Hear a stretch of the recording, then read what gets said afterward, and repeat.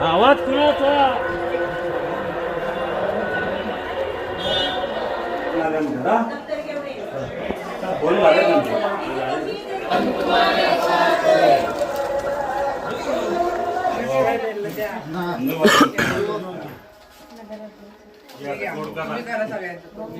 सगळ्या तिन्ही घड्याळ आहेत आपले चिन्हाकडे बघायची नाही घड्याळावर किती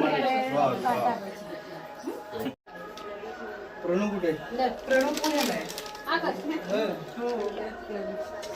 काय सांगायची गरज नाही काही सांगायची गरज नाही.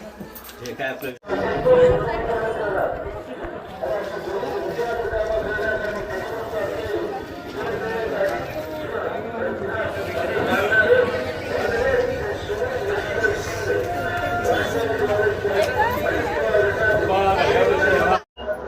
जोरदार प्रचार सुरू आहे तुमचा, अशा पद्धतीचा प्रतिसाद आहे आपल्याला लोकांचा. खूप. विरोधकांचं आव्हान वाटतं का?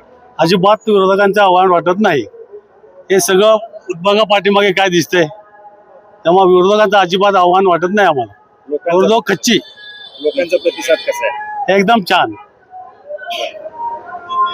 म्हणजे महाबळेश्वर मधले जे मुख्य प्रश्न आहेत याच्या बाबतची मागणी लोक करताना पाहायला मिळत आहेत का? कारण गेल्या कित्येक वर्षापासून ते प्रश्न मिटलेले नाही. महाबळेश्वरची मागणी लोक करतात, त्यांच्या सगळ्या मागण्या मान्य करण्याचं आम्ही कबूलच केलेलं आहे आणि त्या पूर्ण करणार आहे.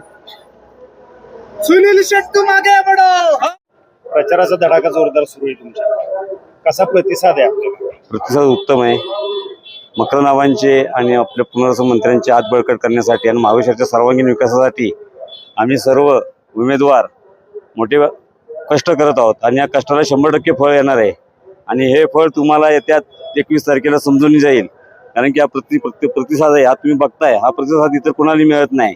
कारण की बऱ्याच जणांनी वलंगणं भरपूर केलेले आहेत की महाबळेश्वरचा विकास आम्ही असा करू तसा करू. गेले 7 वर्ष त्यांच्या आता सत्ता असताना कसलाही विकास नाही. महाबळेश्वर बाकास करण्याचा त्यांनी प्रयत्न केलेला आहे आणि या विकासाला चांगली साथ देण्यासाठी आज आम्हाला जनता संपूर्ण साथ देते. आम्हाला त्याचा सार्थ अभिमान आहे. सुनीलदा शिंदे सारखे उमेदवार आमच्या बरोबर आहेत, मकरनाबासारखे मंत्री आमच्या बरोबर आहेत आणि त्यांच्या मंत्रिपदाला कुठेही गालबोट लागणार नाही ही आम्ही भावना ठेवतो. आणि आमचे सर्व मतदार त्यांना चांगल्या मताने त्यांच्या पक्षाला महाबळेश्वरातून चांगलं मताधिक्य देतील अशी आम्ही अपेक्षा ठेवतो. विरोधकांचं आव्हान किती वाटतंय? विरोधकांचं आव्हान, विरोधक चर्चा करणार, विरोधकांची चर्चा करण्याचं काम आहे.